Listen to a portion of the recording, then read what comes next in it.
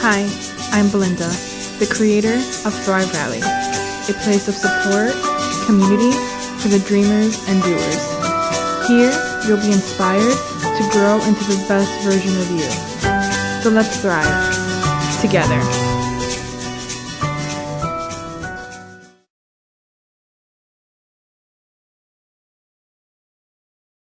Hi everyone, Belinda here from ThriveRally.com. We have Taryn here, Taryn from One Crafty Miss. Taryn, hello. Taryn is the founder of One Crafty Miss, a business that helps women makers and creators grow their handmade business. So Taryn, thank you so much for coming and joining us here at Thrive Rally. I am so excited to have you here. I've been following you for a really, really long time on Instagram, so it's great to actually talk to you. And I follow your stories because I'm obsessed with Instagram. So, yeah, they're great. They're great.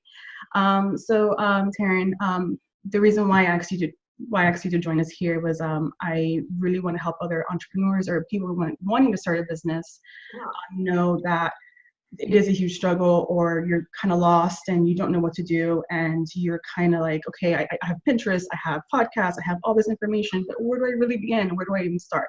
Yes. So I'm creating this series so they can hear it from other entrepreneurs and how they started and where they got to where they are today. So thank you so much for giving a little bit of a little piece of your expertise to help others. So really appreciate it. Awesome. So, Taryn, for those that don't know you, can you give us a little bit of information about you, your background, and where you got to today? Yeah, absolutely. Well, first of all, I'm so excited. I love this interview series that you're doing. I think it's so important for us to be able to share things with each other. You never know what you pick up from other people's processes or their background, or just feeling like relatable to someone else and knowing like, oh, they started the same way. So for me, well, just to tell you where I am in Winston-Salem, North Carolina. I've been here about 3 years. It's just my husband and myself and our 3 fur babies. And I am from Florida, just like you. So I was in Tampa for about 8 years for college. I went to design school for fashion. So I have my bachelor's degree in fashion design and marketing. And then I went into the corporate world, which, I mean, we all love. Started out in a corporate design job, went ahead and was working and everything. Decided to launch One Crafty Miss in 2014, just really as a creative outlet, kind of like a creative lifestyle blog. And then from there, things just kind of evolved. And I started working with amazing creative women. I've always been a really crafty girl. I feel like glitter and glue run through my veins. I love working on different projects. And after doing all that for so long, through the blog, I just started really loving the entrepreneur side of things and being able to, I don't know, kind of dive into projects and stuff. And then over time, started realizing that that's not the part that makes my heart on fire. Like doing the DIY tutorials and all that was fun. And I still love doing that in my downtime. But getting the questions from people about how are you blogging or how are you running your social media? Going to networking events and things, I really felt that shift. And then as time went on, like working with those other women who had handmade businesses, I'm like, this is where I'm at. Like, this is what I want to do. And so about a year ago, I started shifting and I rebranded One Crafty Miss and started working on coaching with women and doing all that different stuff and meeting amazing people. And now I'm getting to work with people who have creative hearts and really just wanting to turn that creative heart into a handmade business, which is amazing. And I'm really fortunate that I've made awesome connections and getting to meet these amazing ladies. And that's kind of what my business is fueled by, and just working one-on-one and creating content on the blog or speaking at, different events, hosting workshops. And obviously you see me on Instagram all the time. That's where I love to be. And really just interacting with people like you. And it's been really great. So that's kind of where I'm at now. That's awesome. And what I love hearing is that, it first started just as like a creative outlet. Hey, it was a hobby. Right. I love DIYing and, I love writing and, putting this all together and, all the nice photos and stuff like that. And then like it turned like, okay, like I put this out there and now like I'm growing. And now I see that I have another passion. I love adding, more to that. But I love that because I think what a lot of people think of is like, I want to start something, but I don't know, like, what to do or how to put this all together. And then it's like, oh wait, but now at this side of it, now I think to myself, okay, if I don't start, then I don't know what I would like, or I don't know what would work or what wouldn't work. But, let me just go ahead and put this out anyway. So I love have to jump in. Like I don't know, that's hard because I think sometimes we start something and maybe like for me, I was like, I'm gonna do this creative lifestyle blog with full of DIYs and stuff. But guess what? It changes and that's okay. Like, and I think I even struggled with that in the beginning of being like, okay, well, this is what I think I'm going to do, but what if it changes and is that okay? And what do I tell people? And, but it just happens naturally. And I think that's when we grow the most in like our business. Because if you're not excited by what you're doing, you're not going to do a good job. Like, it's just going to get boring. Exactly. And Taryn, did you have like entrepreneurs like growing up? Like, were you in that world of like, oh, like you have to start a business eventually type thing? Or is that something that you grew into?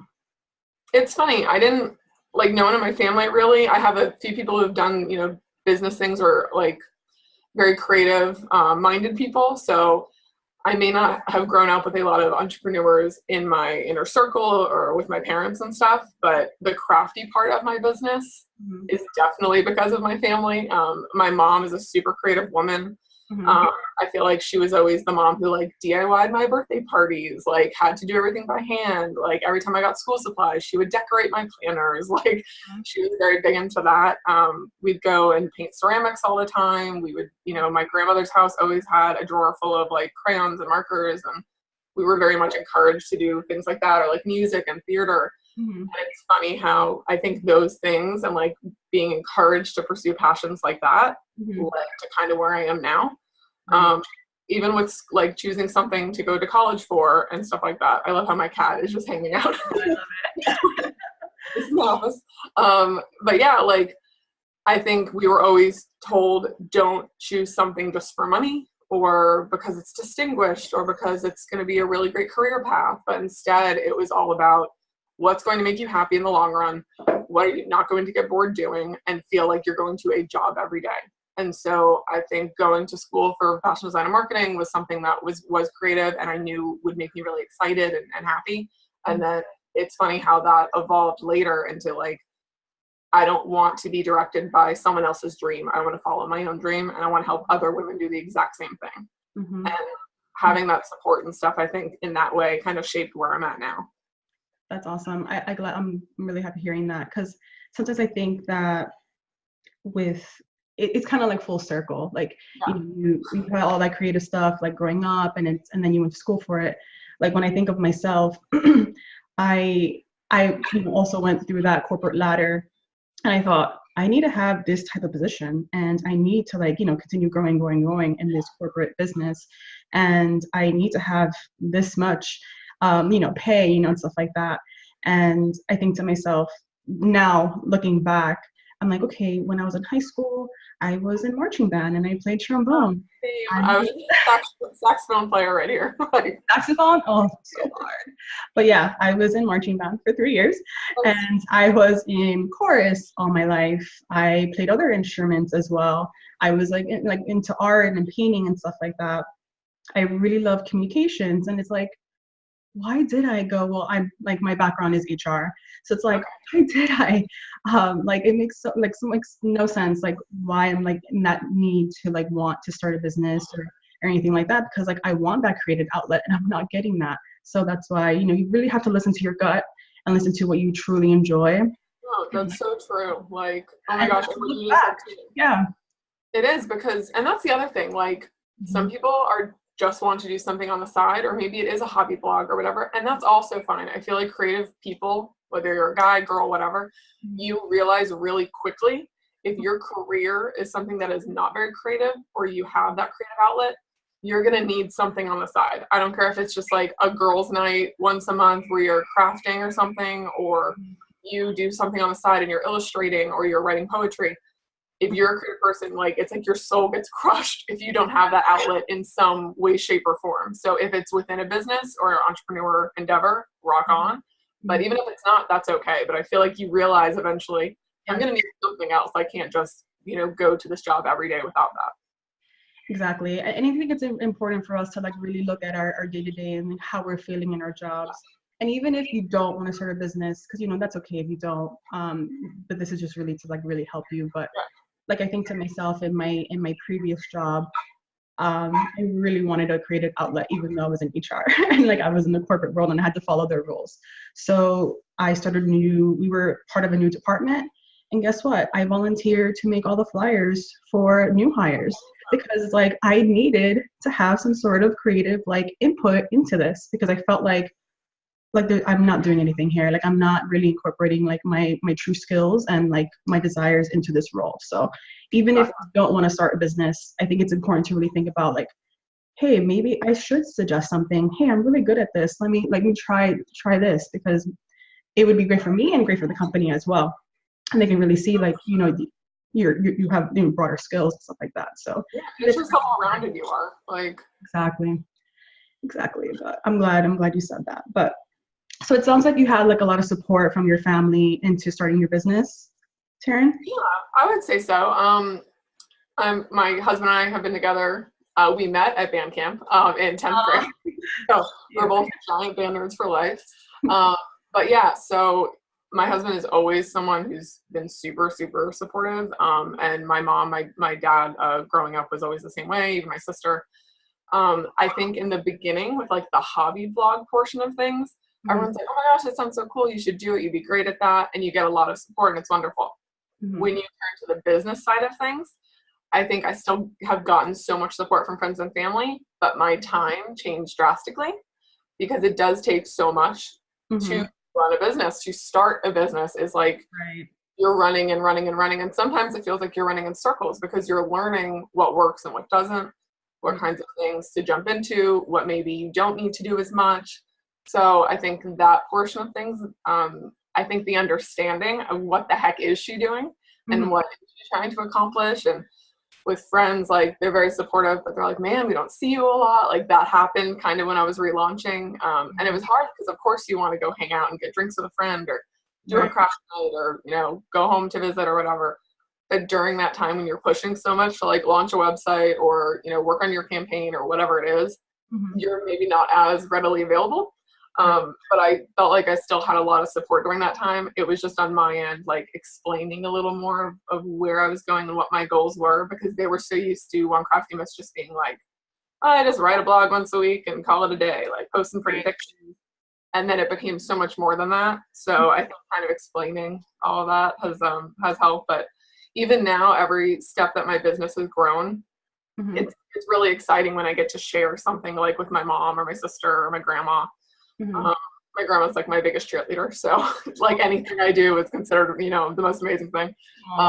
It's really nice having that support, or even when sometimes we do get tired or burnt out, and like my husband's the first one to point that out when that's happening because he notices that in me. And what's awesome is he'll be the one to even be like, well, do you need to shift a little bit, or how, maybe your schedule's not working. Do you need to switch to mornings instead of the nighttime, or maybe you're scheduling too many in-person things, or he's really good about knowing like, hey, maybe take a few steps back. Like, so I feel like it's nice to have that support in different areas for sure. It's really important, especially if you're balancing multiple projects and stuff. That's great. I was looking through the notes here for the interview, and I noticed you mentioned something regarding mentioning like your business like too soon. That really had me thinking of a time where this was just an idea. I shared it with someone that like I was just friends with who is like a non-creative IT tech type guy, but like nothing in regards to the creative world. And I just remember him like looking at me like, like, what? You're doing what? And I just remember like that crush. It was like on a Friday and it just crushed me. And like the whole weekend I was just like, why did I tell him? Like, does it not make sense? Should I be doing this? Yeah. And then like now looking back, it's like, well, first off, he's not a creative person. He doesn't want to start a business.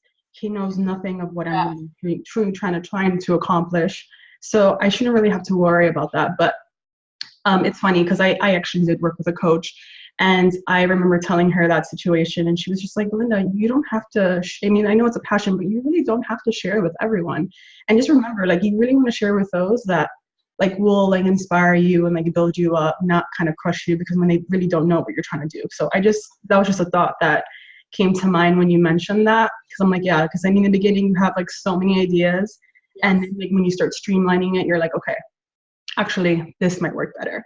But like, I'm sure friends and family are gonna be like, what exactly? What are you doing? How are you gonna make money out of this? Yeah. Those are people who really need that kind of service. Like, because if it's something, especially in the creative world, it's funny because sometimes I think we think like, oh, the entrepreneur world is so big and there's so many of us creatives and everything. But really, it's a pretty, out of all the niche areas, it's not that big. So sometimes the terminology we use or what we are like so easy to us to talk about, someone over in IT or who went to med school or is in accounting might look at you like, okay, what are you doing? What, like, I have no idea. And like, you're so excited because usually we're so passionate. It's our own idea. We like can't wait to like dive in. So we're like, oh, I'm going to start coaching these amazing women and I have a blog and I'm going to do video series and there's a podcast. And some people are like literally still going, what is a podcast? I don't really understand. Is it like YouTube? And you're like, no. So it can be hard to like hold that back, but sometimes we let people's opinions when we do share that stuff get in our heads. Yes. And I know I've done the same thing that like you just said, where someone says it and then you're like, oh, maybe I'm not as thought out as I was, or maybe like I need to step back. Like it didn't make sense to them. Is it going to make sense to the people like who are my ideal customer or client? But really, like we can't do that. Like we have to go, peace out, like because that is not your ideal customer. Exactly. Like they just don't get it. And it's true, even like just as an example, but like pricing strategy, I think a lot of times, like I work a lot with like makers and women who have handmade businesses. So they'll come to me and be like, I was selling this for $40, like this painting, and someone's like, oh, that's only so big. You should like I would only pay $10 for that. And I'm like, but is that guy your ideal customer? Is he even buying art in general to hang up in his home or office? They're like, well, no, but they thought it was expensive. And I'm like, your ideal customers who appreciates what you're offering and has a need for it, or you're solving a problem for them. This guy, of course, he's not going to pay $40. He probably won't pay $4 because it's not something he'd buy anyway. Right. So I think like when we're explaining that stuff, even to people who love us, even to family and friends who have our back, we may not always get that reaction or immediate support that like we're hoping for, just because they don't necessarily, they're not in that world, so they just don't always get it. It doesn't mean they don't believe in us or that we can't do it. They just might ask some questions. So having those friends or networking with people in like your same niche is really helpful, because that's when you get really good feedback, or you have someone who is like, it's a safe space kind of a thing, which sounds cheesy, but it's really true. Like where I could go to you and say, hey, I'm thinking about doing this, or I'm thinking about, changing my process or offering this onboarding thing, and where you would give me information that would really benefit me and be open and honest, or someone else who's not in there wouldn't really understand. So right. I think it's good to know, take it with a grain of salt when people give feedback if they're not within your particular circle. Yes. So yeah, like I love that you mentioned that. So that's why I wanted to bring it up, because it just reminded me of myself when I was just starting out. We totally have the same thing. Yeah. I was you just brought up something that you mentioned regarding like you were kind of, when you were starting your relaunch on your site, how you were like, okay, like it just focused and you weren't really going out, and I understand that fully. I don't really know any other entrepreneurs as well, even other bloggers like in my area. And honestly, like in Miami, it's just like, well, yeah, especially in Miami, it's like so many fashion bloggers that fashion style, like I can't really relate to. And there's like one little blog union type area, but every time I go there, and I'm a huge introvert, so it's really hard for me to even like go to those events. Yeah. And whenever time I would go there, it's like all fashion, like all the fashion bloggers. So I'm curious to know, like, do you go to conferences or things like that to kind of like get to know other people like in your niche, so you can like get some feedback and stuff like that? So I'll be honest, it's funny because I like anyone who knows me is like, oh, you're not an introvert at all, like you're so extroverted and everything. But I'm someone who, within my circle or like my friends and relationships, I am very out there and everything. But with meeting new people or talking about my business, sometimes I'm not that way. Sometimes I can be a little more like, okay, let me kind of feel my way or see how comfortable I am first. So in the beginning, it was a little difficult because I felt like going to these networking events, like I would go and I was proud of myself for attending, but I don't think I got as much out of them because my mindset was different than it is now. Where I would attend and I would go and I'd be so excited. I have my business cards. I'm ready for this. And then they'd be like talking and they just seem so seasoned and like they just know what they're doing. And they're like, hi, I'm so-and-so. And now I do this and I've been doing it for years. And I was like, oh, I'm Taryn. And I've been doing this not as long, like it was a little intimidating. But really it's like, you have to go to things like that and get more comfortable. And networking is such a like scary word. But it's really like you're just talking to people. Like everyone there started off somewhere. It's not that hard. Like I've gotten better about that. Or being like, hey, even if I'm not at this level or that level, I'm really proud of what I'm doing. I'm doing this because I'm passionate. And that's what needs to lead me when I speak with people. And you also never know who else you're going to talk to at conferences or events where they're in the exact same boat. Or maybe they're literally there, but they're at the idea stage and they're even lower than you on the totem pole.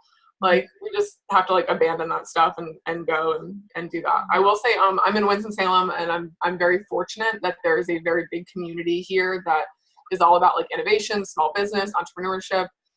So I've gotten to sorry, I lost you for a second. I was like, but I've been really fortunate that I am in Winston-Salem and I've been able to be in that plugged in area for entrepreneurs and small business and innovation. And been able to meet really great people who are very supportive, especially women and minorities and stuff are really brought up here. And I feel like we do a great job of having really great representation at our events and conferences where we see people like us. Is really, really fortunate and important to me. But we have something on Thursday nights and I think Miami actually has one. It's called Venture Cafe. But it's a really awesome little like Thursday night gathering. It's just for a few hours, but they have different events you can attend and then like food and drinks and you can talk to people. But going to more things like that and pushing myself to do those events has really opened up opportunities and being able to work with other people who have maybe skills that I don't have that I need for my business.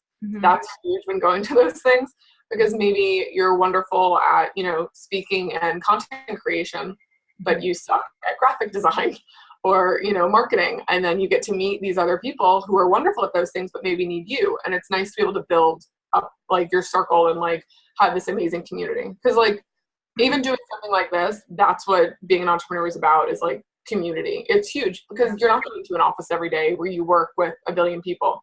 It's you and it's on your back and you're passionate and it can be really challenging sometimes. So going to events and being able to see other people who are probably struggling with really similar things helps me a lot. I always feel super refreshed afterwards and I'm like, oh, it was so good to talk to someone else who knows what the heck I'm going through or is struggling with those same things or, has that same crazy schedule. Like it's very nice to be able to do that stuff. So I encourage people to look in their area and stuff and see what kind of events there are, or even go on Meetup and try to find something or start something. I highly agree with that. I actually just attended my first like mastermind type group here in Miami, and I was terrified. Let me tell you, I was getting sick that weekend. I think I mentioned to you that I was like really sick. Yeah, I felt so bad. It was horrible. Like I've never been that sick in my life. It's been crazy. But that morning is when I started feeling the symptoms, and I'm like, awesome. Like this is my excuse. I don't have to go because I'm sick. And I remember getting up that morning. My boyfriend made me breakfast, and he's like, "Here's your medicine. Like, get ready. You're gonna go." He's like, because he knows me already, how I have my little excuses and I have all this stuff to not go. And I went, and I had my hands like on my lap, terrified. And because I was like, oh my God, these women are so much more accomplished than me. They already have their businesses. This is all like just for them to like, level up. And here I am with this idea, and like, what are they gonna get out of me? Like, why am I here? So I left that meeting with like, now we have like a WhatsApp group and we have like our own private Facebook community, and like we're all like encouraging each other and asking for advice from each other, and I've learned so much from them, and just I've gained like friendships. Like that's so important for our lives. So like that was just amazing, like for me to like stick myself out there. And again, like as I mentioned, like attending these other events, hey, maybe those events weren't for me, but just continue trying to find that community that you can actually connect with. Another thing too is with conferences. I've never attended a conference before, but I'm going to my first one next month, which I'm super excited, in LA. And what's great is they have like a private Facebook group for those that are attending. Like I wrote a message saying like, hey, I'm going by myself. I'm terrified. And, I'm really scared. And like, I'm just looking forward to like meeting other women that, just posting that out there. The women have been so, like so receptive and like helpful. And that's such good advice to do that, because like a lot of people go and they don't know anyone. So even I've searched like the hashtag on Instagram for the event I'm going to see if anyone else has been posting. And then I'm like messaging someone, just being like, hey, I saw that you live so-and-so and you're attending. I would love to know somebody before I get there. Just so you have someone to sit with. Even knowing that you have someone to sit with is huge. Like, that's awesome. I'm so glad. That's going to be so cool. Yeah. And I think it's just important to just like, I guess like once you see, it's so important to that's so like welcoming as well, because they were like so great and warm, me going into the, the Facebook community. Now I started prompts like, hey, what are you guys doing Thursday night? Do you guys want to meet up and like sightsee and go have dinner?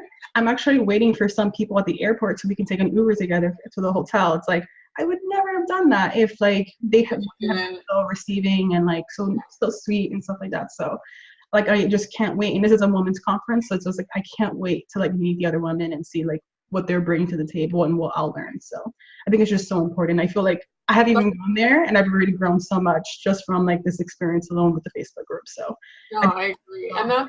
And that's a great baby step for anyone who's watching. Like when maybe you're not ready for an in-person networking event or a conference, or there are so many online resources or a lot of really great blogs and groups and coaches who have free Facebook groups that you can be a part of. Things like that are huge. In the beginning, I literally would be on there just like the quiet creeper in the background, like reading everybody's stuff. And I was like, this is so cool. And like someone would ask a question and then you get all this community feedback. And then eventually you get comfortable and then you write your own question and you get feedback, or you ask an opinion on, hey, how does this sound? Or does anyone have a good resource for this? Or it really gets you so comfortable. So if you're not ready to like dive in yet to in-person stuff, that's okay. But find online resources because that's huge. Yes. Or at least even like DM, direct message, and anyone like that you maybe admire like on like Facebook. Like one leader that I love so much is Joy Chow from Ojoy. I'm not sure if you are familiar with her. Yeah. Like I am not a graphic designer, but like I just think like every time she like does her Insta stories like with her team, like for me it's like this is like a dream scenario. Like she has dance breaks in the middle of her day with her team, and I'm like I want to like have dance breaks in the middle of my day. So like, and I always write to her and I always tell her like she motivates me to be a great leader, and she always responds back. And you know what, like just those little messages will encourage you. Yes, they mean so much. Reach out to those that like motivate you. Right. Like people are busy, like everybody's busy, and it's an excuse, like yes, we're busy, but when you reach out, a lot of the time people are going to be touched the fact that you felt comfortable and that you look at them as a person, not just a brand, and you ask. So like I feel like 90% of the time I will get a response from somebody that I've messaged. I mean, even people that I thought like they're so busy, they're not gonna have time for little me. Like they've been so generous and sweet with like their advice or just their encouragement. Yes. So I think that's so important. But just to go back here a little bit, we went into like conferences, which I think are just also so important. And like one of the main questions for me is like, okay, did you know how to start a business? Did you know like where to even begin when you started? Because I think that's like probably the biggest thing, that the hurdle that like stops people in their place. So tell me, like, how did that happen for you? How did you actually start your business? Did you have tools? Did you have like resources? What did you do? Did you have a coach? You mentioned you had a coach, but I'm just wondering. No, absolutely. That's literally, that can be the scariest part, is just getting started. Right. For me, as far as like, did I already know how to start a business? I'm going to say yes and no.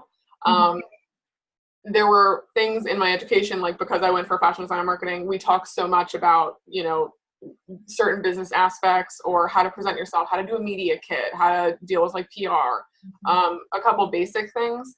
But for what I chose to do, and like with blogging, I knew nothing. Technology, I suck. I was really new to social media, because also, I mean, it's weird, I'm not even old, but like social media really wasn't what it is now when I was in college. So we didn't even talk about social media presence. It just wasn't content marketing. Like that really wasn't a factor. And then getting clients, finding leads, things like that. That was all super scary and brand new. So while I knew a lot about like, you know, product management or product-based businesses from working for Fortune 500 companies in apparel, that is really beneficial to me. So I can use some of that for what I do. But a lot of it was so new, like really just diving in to whether it was going on Pinterest and looking up certain things or finding other people out there who were doing what I wanted to do and kind of, you know, seeing how are they doing what they do? What does their website look like? What kind of information is out there? And at the same time, like every time you do something new in your business, it's going to be scary and it's going to be something a lot of the time you don't already have the skill to do because you would have already been doing it. Right. So if you're someone who's been like rocking out their content on their blog or they know like the back end of their website, but now you're going to, you know, speak for the first time at an event, or you have to find resources to do that, whether it's a one-on-one coaching option or an online course, like an e-course, doing webinars, going online and just Googling, that kind of stuff. I feel like those are the things that help me. I will say and I know like one of the questions we talked about was like, in addition to me having like my bachelor's degree and basic, you know, knowledge and training, I feel like the number one thing that really kicked me off and got my confidence level to where it needed to be to start One Crafty Miss in the direction I wanted it to go was I signed up for a coach. I'm trying to remember the Facebook group, but I was in a Facebook group and I literally just put it out there and I was like, I'm looking for someone who coaches creative business owners. Here are my goals. Here's what I'm interested in. Tell me what you're good at. Like who's out there? And I got slammed with responses. And really personality is a big thing. When you're working one-on-one with someone, you need to mesh. So if somebody's like super like hippy dippy and like chill and very holistic and that's not you, don't work with them. If you are more quiet and introverted and the person is like, hi, I'm Taryn, we're going to do this and this and that. And you're like, whoa, girl, slow your roll. Like make sure someone is going to get you out of your comfort zone and teach you, but not like scare you with their personality or not feel like you can be comfortable. Because it's really like, it's an intimate thing when you're working with a coach. You're sharing insecurities, you're sharing goals, you talk about money, skill level. I mean, a lot of things do come up when you're working with someone. So making sure that you're comfortable with them and you feel like you resonate with them, I feel like that was huge. My coach was Lauren Ellman. She has a business called Lowy LLC. She just gave birth to her first baby, which is a beautiful girl. So I'm really excited for her. But she came into my life at a time where I knew that what I was doing was not what I wanted to be doing. And I pretty much worked with her one-on-one to figure out my brand and who my ideal customer was, what made my brand authentic to me, how I could use my story and my personality and what passion I had to really put it out there as a business and make sure that I'm resonating with people and that I'm attracting the clients that I want, but also they feel a connection to me. And just kind of figuring out my processes and how that was going to work. But that was huge. Like I 100% recommend getting a coach, and it can be intimidating because it's money you're investing, which is always scary in a business because you might only have a small pie of money and you're like, where do I put it? Do I put it towards services? Do I put it towards software, a camera? Like, where should I be doing this? And it was scary and I invested. And then I worked for 3 months with Lauren, and I really feel like that's what gave me that push to launch the site, to be really open with people about what that process was, to keep my current following in the loop about, because I was so scared to like tell anyone yet, like, here's what's happening behind the scenes. But instead they just saw nothing going on and they're like, what happened to Taryn? So she really gave me that confidence to let them know. And it really changed my business and how I looked at what I was trying to accomplish. So I feel like that was one of the biggest tools outside of, you know, just my like formal training or what my bachelor's was in and stuff. So that's great. We actually have something similar because I remember when I was looking for a coach, I also wrote like on a Facebook group. Yeah. And I was like, you know what, let me just try this. I don't know what's going to happen. I don't know how much they normally cost, and I don't have that much money, but you know, I'll just put myself out there and see what happens. And let me say it, I did get a lot of feedback as well. And I remember when I spoke to my coach, I was just like, oh my God, she's like so calm. And I love that she really mellows me out because I'm a worrier. Like I worry, I'm like all over. Yeah. yeah, same here. So yeah, like I panic before like I really know all the information. But she really helps like calm me down and like have clear perspective. And it's true, like you really need to. I think what's really, really great, like most of them really do offer that those discovery calls, and they're normally for free for you to like see how you guys like mesh together because you're gonna be working together and very personal. yeah, it's really personal. It's so intimate, and like sometimes you just like vent to that person, and you want to feel comfortable with that person. So yeah, that's really really important. So I'm glad you mentioned that. But yeah, I'm glad that you also had that experience because it's true and it's scary in the beginning when you sign up with somebody because you're like, I don't know if I'm ready and everything. But if you're already, I feel like when you ask yourself, I don't know if I'm ready, it means you're ready. Like right. Well, that's like the clue to know if you're questioning it. You're ready because you're excited. You're just like on the fence, and we're all like that. Right. And I think also like it's so important to invest in yourself and listen to your gut. And it's like, okay, like I don't know what I want to do, but like I have this burning, passion for something. I need to create something. Like I don't know where to go. Like let me do this because I don't know anywhere else to go, and like hopefully this person will help me figure it out. But yeah, like I highly agree with that. My coach has. Not just, I don't know where Thrive Rather would be without my coach, but like she's helped me see like a newfound confidence in myself that I really didn't know I had. So, it's so true. And even like, I will say too, like I know I'm talking about, or like we're talking about in the beginning of your stage in business and a coach is so valuable. Mm-hmm.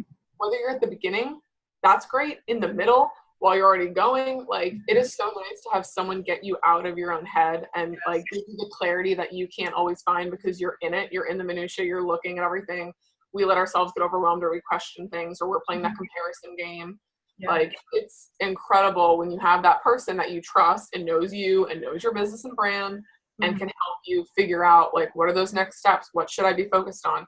If you have a goal, they can help you get there. Like I'm starting to work with a brand new coach, Megan, which I start with her on Monday, and I'm pumped. And I've already launched my site. I've already done that. I'm already working as a coach, but I'm at that stage now where I'm going to be offering new processes and I'm excited about it. And I'm going to be working with her to help me get there. So I encourage people, whether you're at the beginning or the middle or wherever you are in your journey, if you haven't worked with a coach yet, I feel like it's such an impactful part of your business is like having that relationship. No, I definitely agree. And Taryn, being a coach and like, coaching others and, creating their dreams, what have you seen as them there being like their main struggle? Has it been like a universal theme from the people that you've coached? I would say there's a mix. I mean, like everyone has different things going on, but I feel like the one thing that I get the most from people is that they wait too long to get started. Mm-hmm. They wait for like everything has to be perfect and this is how I want the world to see me and my product and my business, and they get so excited, and that's great that they're excited, but they wait and they put it off, and it's like they just need to take that jump. And I love being able to help women understand that and telling them like, hey, listen, just so you know, that perfection that you're waiting for, it's never going to happen. Like none of us are at that point. I don't care if you're looking at someone who's been running their business forever or a huge giant company. They're still not perfect. Like it's a learning experience. Like I don't know. I feel like and I just did a blog post about this recently, but like, I think we tell ourselves these lies and we get in our own way. Mm-hmm. And we're like, well, I have to have a really amazing camera if I'm going to do product photography, and I don't have that yet, so I gotta wait. And you're like, dude, you have an iPhone. Like, you're fine. It's like in Harry Potter, like you have a wand. Like you have something to work with. Right. So, you're like, well, I'm not a good writer, or, I don't know anything about tech, so I can't get my website done yet, so I really can't start my business. Mm-hmm. But you're like, you could do a free WordPress site. You could outsource. Outsourcing is huge. Like you could, and also if you're like, well, I don't have the money to outsource, but you'll have other skills, so you could barter. Find another creative who, maybe you're willing to help them with marketing and they're willing to help you with your website, and then you barter together. Yeah. Right? I feel like there's so many things out there. And also the fact that like, don't try to learn everything. I feel like with trying to be perfect or before we start, we're like, well, we have to learn everything. I have to pin 1,000 things on Pinterest and read them all. Like I have to do 10 webinars and listen to 20 podcasts, and we get so like we're consuming all this stuff, but we're not creating. And we're just like, I have to learn everything. And you're like, no, you don't. Like, learn what you can and get started. It's fine. And nothing's set in stone. Just because this is your business right now doesn't mean this is your business in a year. Right. I feel like both of us have talked about that. Like maybe we started with this idea and then it kind of branched out. I'm still evolving, and that's okay. And it does, I don't think anyone who sees what I'm doing now is like, but wait a minute, 2 years ago you did that. It's fine. We're always evolving. So I don't know, like I always say to people, like take a page out of Nike, just do it. Take the jump. Like you're going to evolve as you go. You can't wait for perfection. But I feel like a lot of people really, really struggle with that. And then I would say, just adding on to that, there's also the people who kind of, the other side, like clients dive on in and they do everything and they don't have a focus on like who they are, and they try to be all things to all people. And I tell people, if you're trying to be all things to all people, you're being nothing to nobody, which can be hard to hear, but it's true. Like honing in on who am I going to be as a business? Who am I helping? Who's my ideal customer? And that's who you want to be reaching. I love helping people figure out like their brand identity and using their brand voice and who they are and being authentic, because I think when we're like, I just need everybody to like me and everyone to buy everything and I want, you know, everyone to be appealed by my stuff, it's like, it's not going to happen, because if you're trying to reach everyone, it ends up being a mess, because you do so much better when you have real authentic connections with people. And people are going to fall in love with you and your brand based on you, and instead of you trying to please everyone, which is exhausting. Super exhausting. Yes. No, I love that you mentioned that.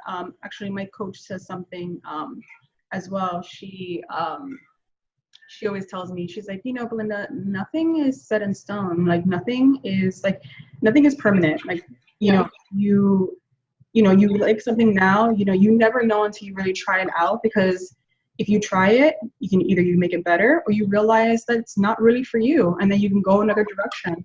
And also as well as experience, because this is a conversation I had with her, like, well, I don't think I have, you know, I don't think I'm able to like sell this to someone, or like, who am I to charge them and stuff like that.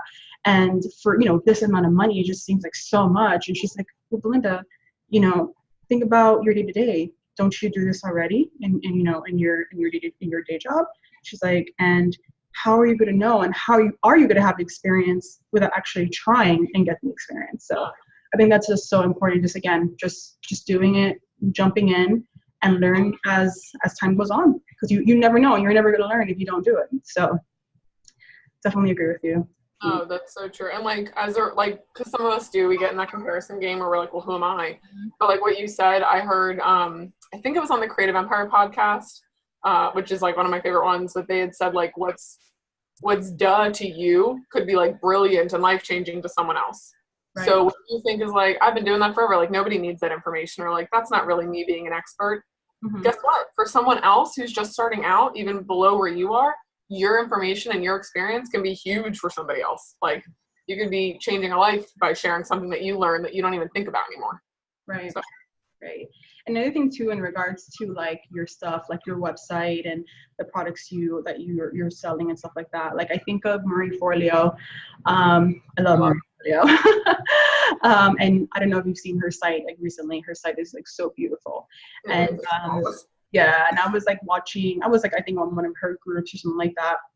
And like someone was like, oh my God, Marie, like I want my site to look just like yours. It's just so like beautiful. Blah, blah, blah. And she's like, you know, it's funny. It's like, you know, I have this vision of how I wanted my site to be. And actually I think it could be better. And I think, you know, I can, you know, do so much more stuff. But yet everyone here on the group is like, I want this. This is what I want. It's so beautiful. But yet even to her, she's like, no, actually, it's not where I want it to be. But thank you, you know. So I think it's just so important to remember that, you know, like to you, it's, you know, you're always going to feel that it's not enough, or it could be better, but, you know, just put with the knowledge you have now, the tools you have now, just put it together now. And as time goes on, you can, you know, improve on it. But to someone else, again, like to someone else, it could be like, wow, this is like life changing, and I just had my aha moment, and oh my God, this is so crazy. So yeah, No, that's really true. yeah, like I just saw that, and you mentioning that like made me think of that. But yeah, but Taryn, thank you so much again. I do have like 3 more questions for you that I every time I listen to podcasts, I always find like so interesting to like know a little bit like the background of the entrepreneur that they're interviewing. So I don't have a morning routine, I have to say. I'm a night owl, and I love sleeping in. So I really don't have like set of routines in the morning. So I'm wondering if you had one. Do you find it important, and what does yours look like? Okay. So it took me a little while to figure out what works. I'm a side hustler. So for me, like I have a lot going on and balancing, whether it's exercise and family and trying to have a social life, which is very important to remember to have while you're doing all this. So for me, the morning does work best. I fall asleep after 9 o'clock. Like I will be at my desk, literally just like drowsing. So morning is really helpful for me. I am someone who tries to wake up at 5 in the morning. I know that sounds super daunting, and I thought I would never be that person. But I will literally wake up at 5, hurry up, I get ready. By 5:30, I'm at my desk. And then I go usually into like planning mode. I get my planner out. I look at the day, and I usually have my month view, and I kind of look at the week, and I'm like, okay, and then I go to my day and I start writing all my tasks down. And my planner is really fortunate where I have like the 3 biggest tasks of the day. So I always put that down, and then I see if I'm meeting with anyone. Do I have a video conference? Do I have a touch base with somebody? Or do I have to physically be somewhere, or, you know, on lunch break or whatever? So once I get that done, I usually go into social media stuff. So I get my posts ready for the day, because I use Buffer to schedule my stuff out. But for Instagram, I can't schedule where it posts without me. So that's when I usually get my Instagram posts done, or any story stuff's gonna happen. Graphics. I always check email. I try not to get stuck in email, because that can happen really easily. So I go through and kind of go through all that. And I usually work for about a solid 2 hours before I then, you know, hop in the car and then go off to my day job. So that's kind of how my mornings go. And then weekend mornings are also really key for me, because you want to have some downtime. I want to spend time with my husband and my puppies, and, you know, do some fun things too. I don't want to work all day. So waking up early on the weekend is like 7:30, and then go ahead, dive into email first. And then I usually do my content creation, where I'll go in and see, okay, what content am I doing? And I try to work a month ahead. Doesn't always happen, but I try to have my content a month ahead, where I at least have everything bullet pointed out for my blog posts. And then, you know, from there, get everything typed up. So that way I'm not that week trying to go, what am I posting on the blog, or what am I posting about social media? Because I want my marketing and my social media to kind of hook up with the themes that are going on in the blog posts. I find mornings really beneficial for that. Sometimes, of course, things are going to go haywire during the week, where I'm like, I missed an alarm, or I'm just too tired, or I'll work at night on a lot of stuff. So but that's usually how my weekly mornings go. That's great. I was listening to a blog from, I don't know if you know her, Rachel Hollis. She's an author, and she has like her own media company. She's actually the woman that's hosting the conference that I'm going to next week. Oh, awesome. She's amazing. She just like wrote a book called Girl Wash Your Face. Highly recommend. Yes. Okay. I do know Rachel then. Yes. Yeah. Okay. I pinned the book on my Pinterest. So that book is amazing. I've already like listened to it like 3 times. It's so good. So good. It's what inspired me to go to the conference, because I thought this one was amazing. awesome. She has a YouTube channel, and it was like in the video it was like 5 o'clock, and it was like super dark outside, and she's like, I don't know anyone that is following a passion that doesn't wake up before the sun. Right. Just like, no, hey. Like that, like kind of like instilled in me. It's like it's true. Like you have to, you know, sacrifice, you know, to make something happen. So, and also like with side hustling, that's, you know, you have to like be really strategic and intentional with your time and making sure that you have everything laid out. So I'm glad that you mentioned it. Glad you mentioned it. I feel like being organized counts for 90% of your business. Like you can't be organized and you can't schedule things or make sure you're awake or going to bed or whatever. It's like you will not run your day will run you. Yes. And that actually leads me to my next question. Like, how do you keep yourself organized? Do you Well, you mentioned like you have your planner, but do you use any apps or anything like that? This does not leave my side. This is my day designer planner. This is life. When I fly, when I travel anywhere, every day I have a purse that's large enough to make sure I can carry this and a water bottle at all times. I'm very OCD. I will be honest. My husband will laugh and say that I make lists of the lists that I need to make. Being organized, and I'm a giant like list making nerd when it comes to that. But what I love about the day designer is it's set up where I can have my list within my planning page for the day, and then I can also do like my monthly goals and then my month layout. So that thing keeps me on it. For scheduling events like interviews or different things, I just started using like Calendly, which is like the plugin, and it schedules everything.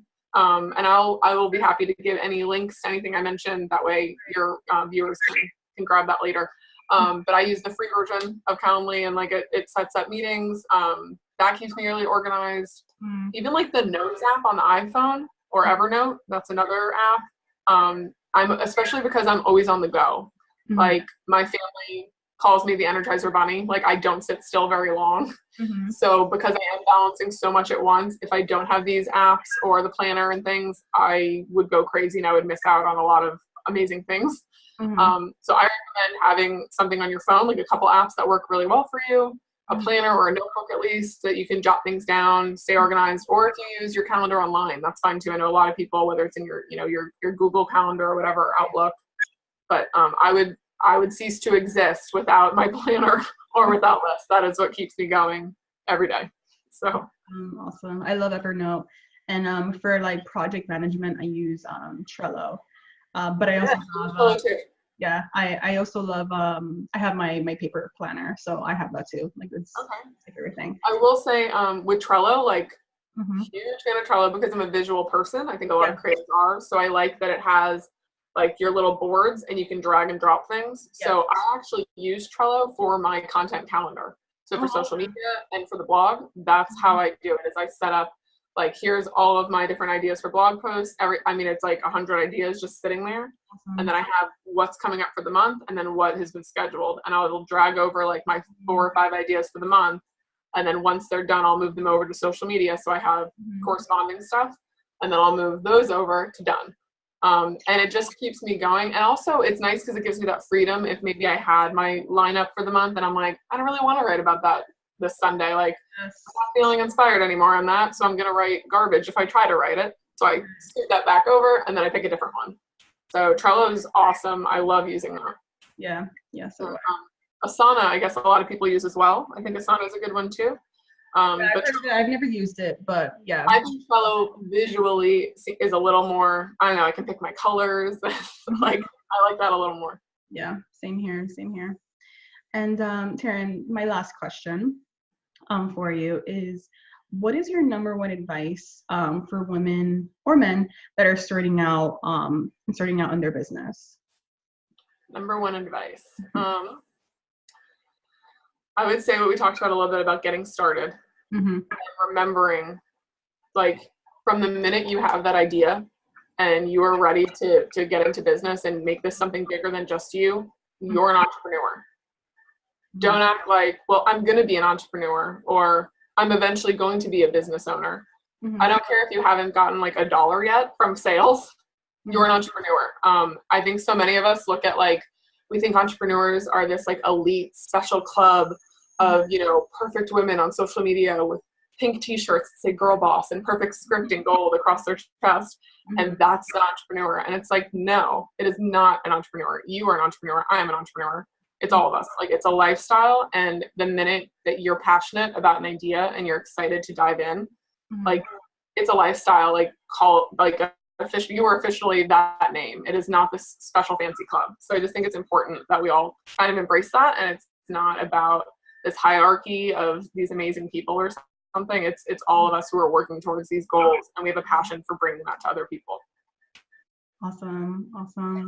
That's great advice. Again, just doing, and I guess not getting caught up in like what you see on social media. As much as we love social media, most of us like seeing all of that, like no, I see it all over the place. So it's like that perfect curated, beautiful story, which is great for a brand and for everything, but that's not real life.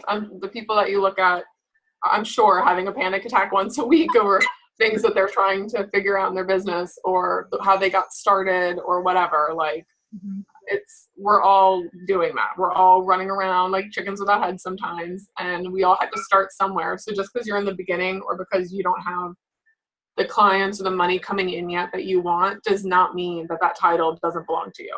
So it's important. Love that. And well, Taryn, thank you so much for agreeing to this interview. Yes, oh my gosh. You have no idea how much I appreciate you. It's so nice to actually talk to someone that you follow online and you are inspired by, because your stories are really great. And you always give great tips. So thank you so much again for making this a reality for me. And Taryn, can you just let us know how others can reach you and find more information on you? Yeah, absolutely. So if you want to head over to my website, it's www.onecraftymiss.com. You can go ahead. There's some free resources. There's a free resource library there. I have a free Facebook group for just female creative entrepreneurs called Handmade by Her. That's a great way to find me and get to ask questions and make those relationships that we talked about that are so important. And then also I hang out. I'm all over social media. Usually just One Crafty Miss is where you can find me. On Instagram is where I hang out the most. You can find me at One Crafty Miss blog. And say hi. If you got to see the video or something, I'd love to know if you got to see Belinda and I talk on the interview. I'm really excited about what Thrive-Rally's doing. And I would love just to get to know you more and see what you're up to. Awesome.